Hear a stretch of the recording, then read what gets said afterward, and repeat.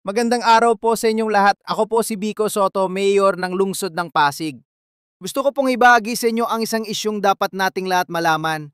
Ang malaki ang korupsyon sa mga proyekto ng flood control ng ating gobyerno. Base sa datos, 15 kumpanya lang ang nakakuha ng halos 20% ng kabuang pondo para sa flood control. Mahigit 100 bilyon.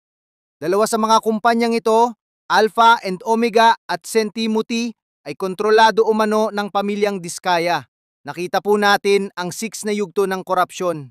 Una, pinagbabaras o minamanipula ang bidding process. Pangalawa, substandard o ghost projects. Pangatlo, kickbacks na umaabot ng higit kalahati ng kontrata. Pang-apat, hindi tamang pagbabayad ng buwis sa BIR. Panglima, pag-iwas sa business tax kahit malinaw na may kita. At pang-anim, paggamit ng perang nakulimbat para palakasin ang impluensyang politikal. Hindi po tayo titigil.